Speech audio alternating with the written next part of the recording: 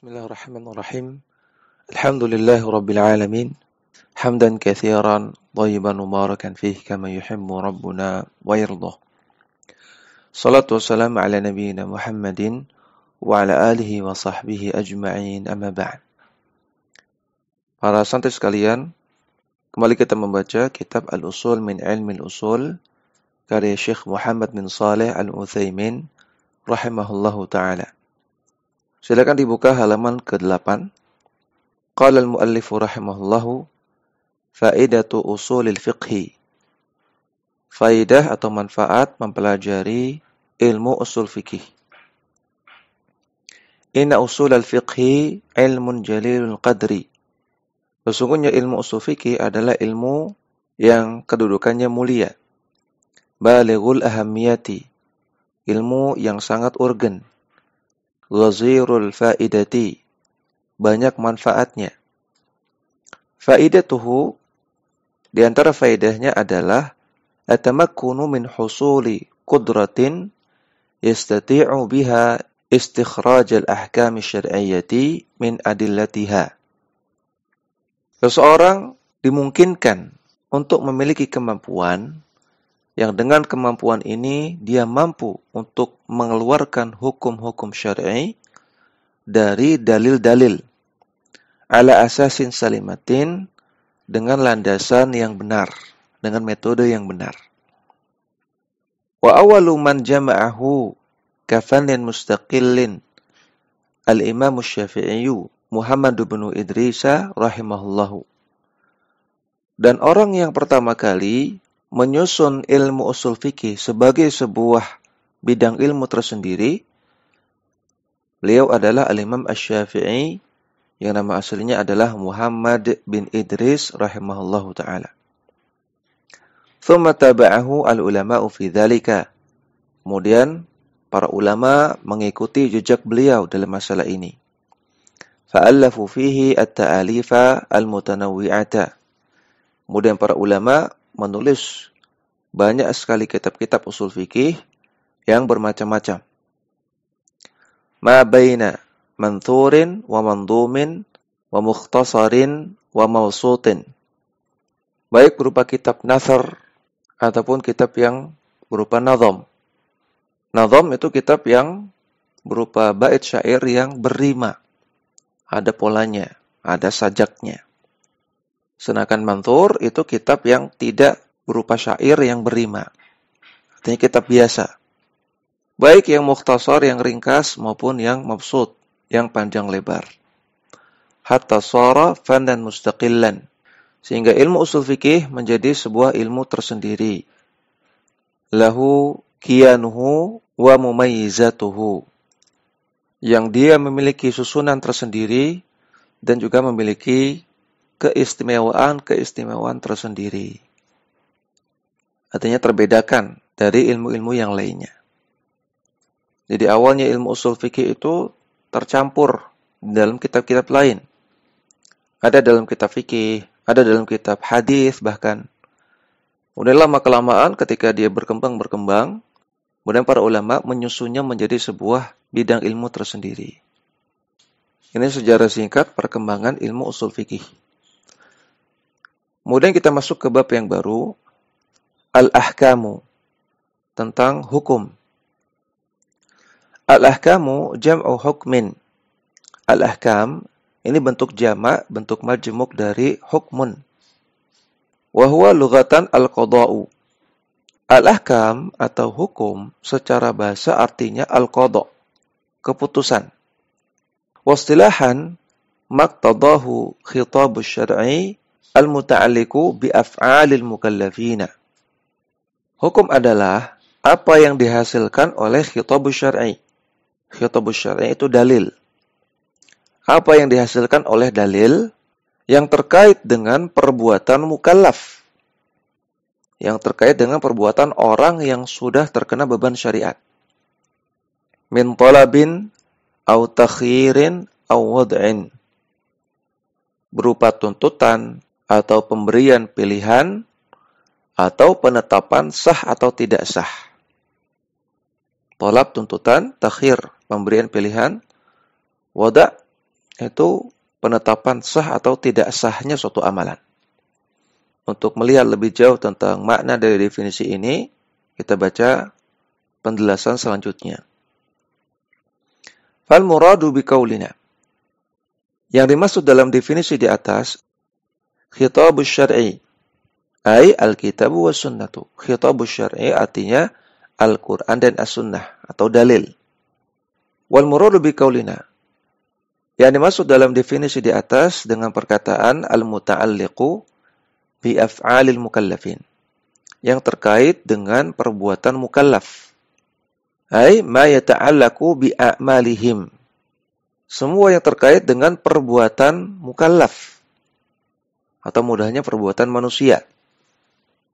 Sawa'un kanat qawlan am fi'lan. Baik perbuatan tersebut berupa perkataan ataupun perbuatan badan. Ija dan amtarkan. Baik berupa melakukan atau meninggalkan. Fa kharaja bihi ma ta'allaqa bil i'tiqadi. Maka tidak termasuk di sini semua yang terkait dengan keyakinan. Fala tusamma hukman bihadzal istilahi. Maka tidak disebut sebagai hukum dalam istilah ini. Artinya hukum fikih itu hanya membahas perbuatan, tidak membahas keyakinan. Adapun keyakinan dibahas dalam ilmu akidah. Dalam ilmu akidah itu ada hukum juga. Seperti kafir, musyrik, munafik, mubtadi, ahlul bid'ah, fasik, dan yang lainnya. Itu pun hukum dalam ilmu akidah. Adapun hukum dalam fikih, demikian juga hukum yang dibahas dalam ilmu usul fikih, tidak membahas itu semua.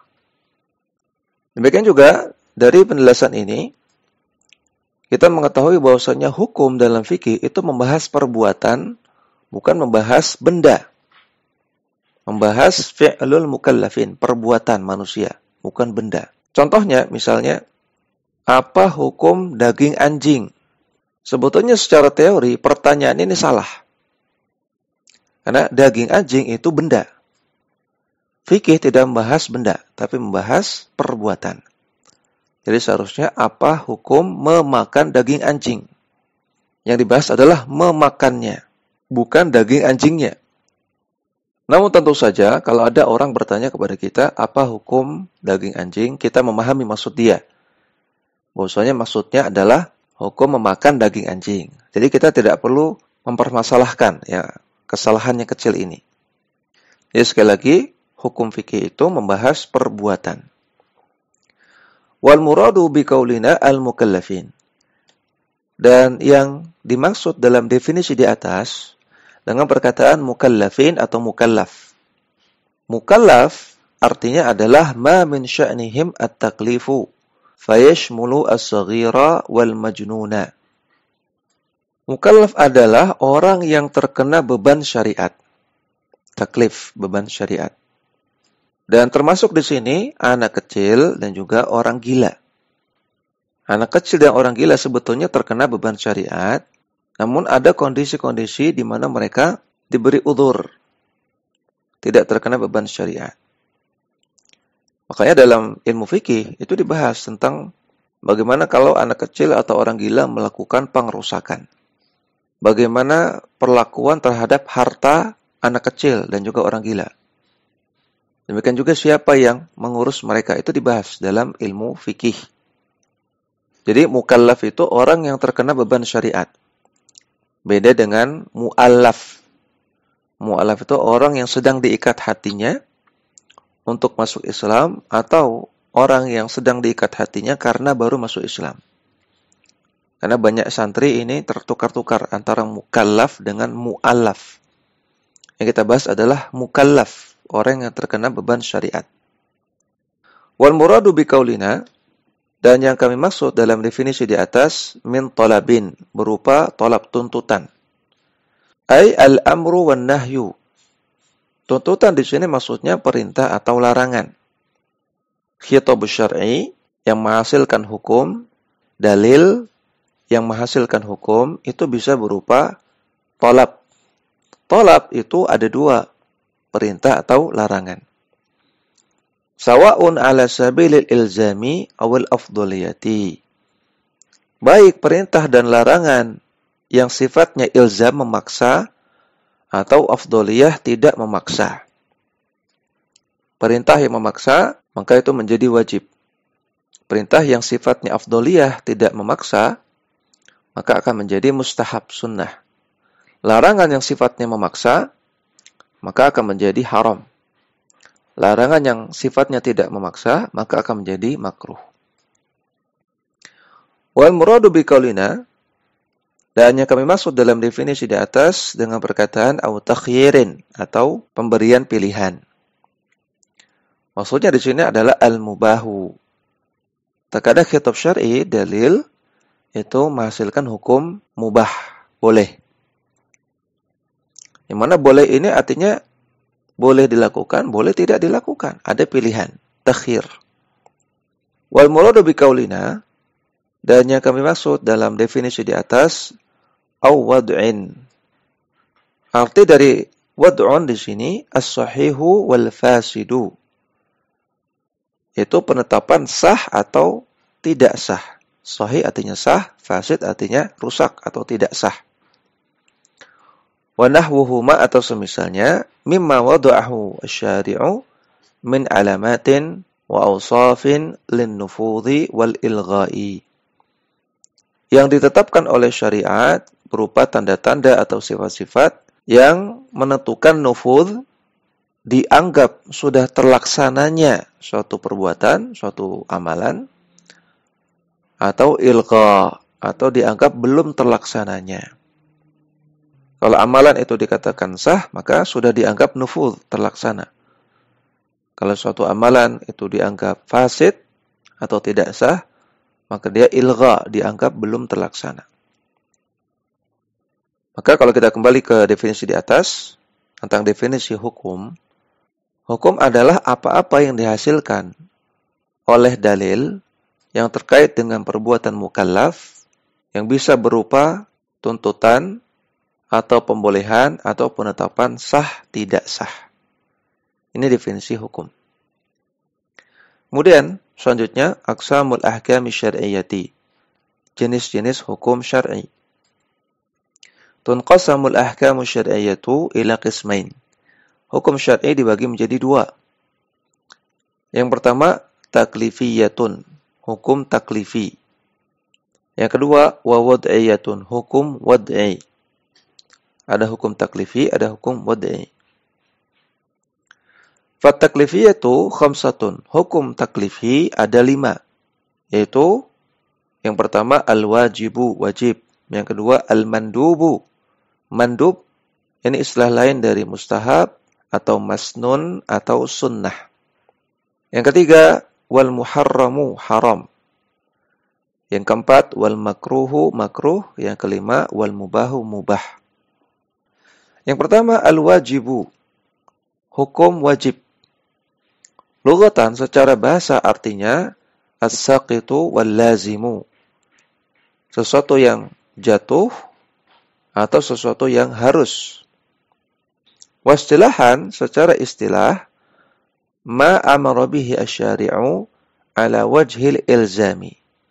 Segala sesuatu yang diperintahkan oleh syariat dengan bentuk pemaksaan, pengharusan. Kas-salawatil khamsi, contohnya wajibnya salat 5 waktu. Fa kharaja biqaulina ma amara bihi asy-syari'u. Maka dalam definisi ma amara bihi asy-syari'u, segala sesuatu yang diperintahkan oleh syariat tidak termasuk di dalamnya al-muharramu wal makruh wal mubah. Tidak termasuk haram, makruh, mubah. Karena 3 hukum ini tidak ada perintah di dalamnya. Berarti dalam 2 hukum yang lainnya yaitu wajib dan mandub atau sunnah, di sana ada perintah. Perhatikan ya, sesuatu yang mandub, mustahab, sunnah, itu juga sesuatu yang diperintahkan. Namun perintahnya tidak sampai pengharusan. Wa kharaja biqaulina ala wajhil ilzami al-mandubu. Dan tidak termasuk dalam perkataan ala wajhil ilzam dengan bentuk pengharusan, yaitu hukum mandub atau mustahab. Karena sesuatu yang mustahab diperintahkan, iya, tapi dia tidak diharuskan. Wal wajibu yuthabu fa'iluhu imtithalan wa yastahiqqu al-iqaba tarikuhu. Dan perkara yang wajib, orang yang melakukannya akan mendapatkan pahala. Kalau imtithalan, kalau dilakukan dengan niat melakukan perintah Allah. Dan dia berhak mendapatkan hukuman kalau meninggalkan perkara yang wajib tersebut. Jadi wajib itu perkara yang kalau dilakukan dapat pahala, kalau ditinggalkan dapat dosa. Wa yusamma fardhan wa faridatan wa hatman wa laziman. Wajib juga dinamakan dengan fardun atau faridah atau hatmun atau lazim. Ini beberapa istilah lain dari wajib. Kemudian hukum taklifi yang kedua, wal mandubu, yaitu mandub. Lughatan al-mad'uwu. Secara bahasa artinya sesuatu yang diajak untuk melakukannya, sesuatu yang diserukan. Wastilahan secara istilah, ma amara bihi asy-syari'u la ala wajhil ilzami. Apa-apa yang diperintahkan oleh syariat namun tidak dalam bentuk pengharusan. Karrawatibi, contohnya seperti salat sunnah rawatib, salat qobliyah dan ba'diyah. Hukumnya mandub, sunnah. Fa kharaja bi qaulina ma amara bihi asy-syari'u. Dalam perkataan ma amara bihi asy-syari'u, maka tidak termasuk di dalamnya al-muharramu wal makruhu wal mubahu. Hukum haram, makruh dan mubah. Karena di dalamnya tidak ada perintah. Wa kharaja bi qaulina la ala wajhil ilzami al-wajibu. Dan dalam perkataan la ala wajhil ilzami tidak termasuk di dalamnya hukum wajib. Karena wajib itu ilzam, diharuskan. Wal mandubu yuthabu fa'iluhu imtithalan wa la yu'aqabu tarikuhu. Dan perkara yang mandub itu, orang yang melakukannya mendapatkan pahala kalau imtithalan. Kalau niatnya dalam rangka melaksanakan perintah. Dan orang yang meninggalkannya tidak dihukum. Jadi mandub kalau dilakukan dapat pahala, kalau ditinggalkan tidak apa-apa. Wa yusamma sunnatan wa masnunan wa mustahabban wa naflan. Mandub ini punya istilah lain, yaitu sunnah atau masnun atau mustahab atau nafilah. Hukum yang ketiga yaitu al-muharramu, haram. Lughatan al-mamnu'u, secara bahasa artinya sesuatu yang dilarang. Wastilahan, secara istilah, manaha anhu asy-syari'u ala wajhil ilzami bitarki. Apa-apa yang diperintahkan oleh syariat untuk meninggalkannya dalam bentuk pengharusan.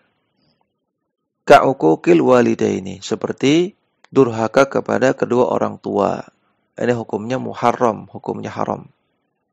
Dan harus ditinggalkan. Tidak bisa tidak. Fa kharaja bi qaulina ma naha anhu asy-syari'u al-wajibu wal mandubu wal mubahu. Dalam perkataan ma naha anhu asy-syari'u tidak termasuk di dalamnya hukum wajib, mandub dan mubah. Karena di sana tidak ada larangan.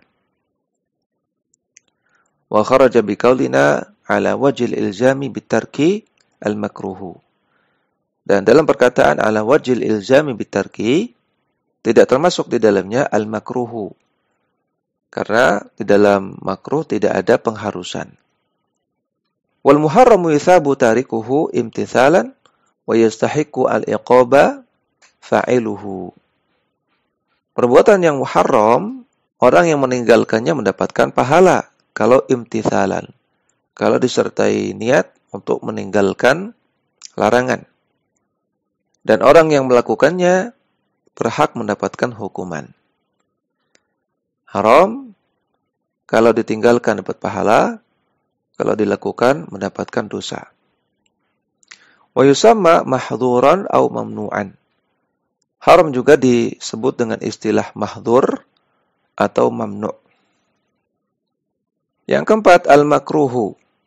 Makruh. Lughatan al-mubghadu. Sesuatu yang dimurkai, dibenci. Wastilahan secara istilah, manaha anhu asyari'u la ala wajhil ilzami bitarki. Segala sesuatu yang dilarang oleh syariat, namun tidak dalam bentuk pengharusan. Kal akhdhi bisyimali wal i'ta'i biha. Seperti mengambil dengan tangan kiri atau memberi dengan tangan kiri. Ini hukumnya makruh. Fa kharaja bi qaulina ma naha anhu asy-syari'u al-wajibu wal mandubu wal mubahu. Dalam perkataan ma naha anhu asy-syari'u tidak termasuk di sini perkara wajib, mandub atau mubah. Karena di sana tidak ada larangan. Wa kharaja bi qaulina la ala wajhil ilzami bitarki al-muharramu. Dan dalam perkataan la ala wajhil ilzami bitarki tidak termasuk di sini perkara yang haram. Karena perkara yang haram itu ilzam, diharuskan untuk ditinggalkan. Wal makruhu yuthabu tarikuhu imtithalan wa la yu'aqabu fa'iluhu. Dan perbuatan yang makruh, orang yang meninggalkannya dapat pahala kalau imtithalan. Kalau niatnya untuk meninggalkan larangan Allah. Wa la yu'aqabu fa'iluhu, dan orang yang melakukannya tidak dihukum. Meninggalkannya dapat pahala, melakukannya tidak dosa. Walaupun tidak dosa, tapi dia dibenci. Karena perhatikan ya, makruh secara bahasa artinya al-mubghadu, sesuatu yang dibenci. Kemudian yang terakhir, wal mubahu, hukum mubah. Lughatan al-mu'lanu wal ma'dhunu fihi.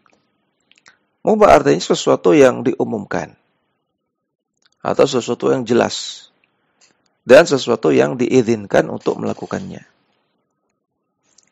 Wastilahan secara istilah, ma la yata'allaku bihi amrun wala nahyun li dzatihi. Mubah adalah perkara yang tidak ada perintah dan tidak ada larangan pada zat perbuatannya. Tidak diperintahkan dan juga tidak dilarang. Kal akli fi ramadhana lailan. Contohnya seperti makan di bulan Ramadan pada malam hari. Ini perkara mubah. Tidak ada perintah untuk makan di malam hari di bulan Ramadan, artinya selain makan sahur, dan tidak ada larangan untuk melakukannya. Fa kharaja bi qaulina ma la yata'allaqu bihi amrun al-wajibu wal mandubu. Dalam definisi di atas, dalam perkataan ma la yata'allaqu bihi amrun, tidak termasuk di dalamnya perkara wajib dan mandub. Karena perkara wajib dan mandub itu ada perintah. Wa kharaja bi qaulina wal nahyun al-muharramu wal makruhu. Dan tidak termasuk dalam perkataan wal nahyun perkara yang haram dan makruh. Karena dalam perkara haram dan makruh ada larangan.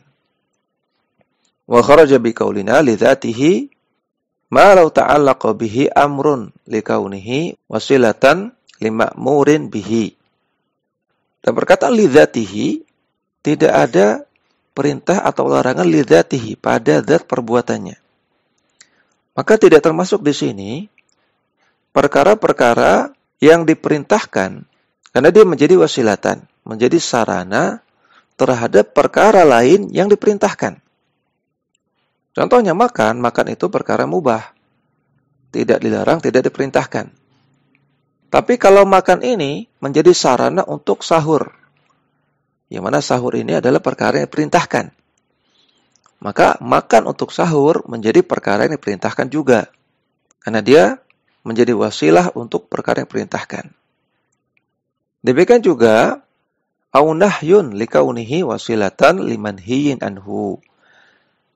Kalau dia terkait dengan suatu larangan, karena dia menjadi wasilah sarana untuk perkara lain yang dilarang.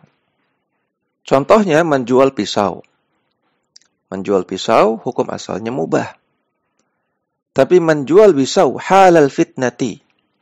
Dalam kondisi sedang terjadi fitnah, sedang terjadi kerusuhan, sedang terjadi peperangan antar sesama muslim.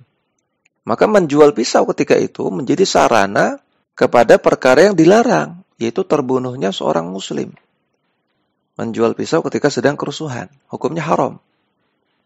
Walaupun pada zatnya, pada asalnya menjual pisau boleh.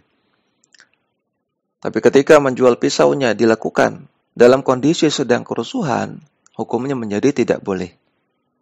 Fa inna lahu hukmun ma kana wasilatan lahu min ma'murin aw manhiyin. Maka perkara mubah tersebut menjadi memiliki hukum sesuai dengan sarana kepada apanya. Baik sarana kepada makmurin, perkara yang diperintahkan, atau kepada yang dilarang. Kalau dia menjadi sarana kepada yang diperintahkan, maka perkara mubah tadi menjadi diperintahkan. Bisa wajib atau bisa mustahab. Kalau dia menjadi sarana kepada perkara yang dilarang, maka menjadi dilarang juga. Bisa makruh, bisa haram.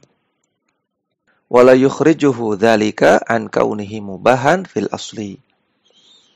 Namun hal ini tidak mengeluarkan dia dari hukum mubah secara asalnya. Wal mubahu madama ala wasfil ibahati. Dan perkara itu dihukumi mubah selama dia masih memiliki sifat mubahnya. Yaitu ketika dia tidak terkait dengan perintah atau larangan. Atau tidak menjadi sarana kepada yang diperintahkan atau sarana kepada yang dilarang. Berarti dia masih pada wasfil ibahah, sifat kemubahan. Fa innahu la yatarattabu alaihi thawabun wala iqabun. Maka dengan demikian, kalau dia masih dalam kondisi mubah, perkara mubah tidak menghasilkan thawab, pahala, dan juga tidak menghasilkan dosa. Dilakukan atau tidak dilakukan, tidak dapat pahala dan juga tidak dapat dosa. Wa yusamma halalan wa jaizan. Dan mubah juga dinamakan dengan halal atau jaiz. Ya, ini bisa kita baca pada kesempatan kali ini. Mudah-mudahan bermanfaat. Wassallallahu ala nabiyyina Muhammadin wa ala alihi wa sahbihi wasallam.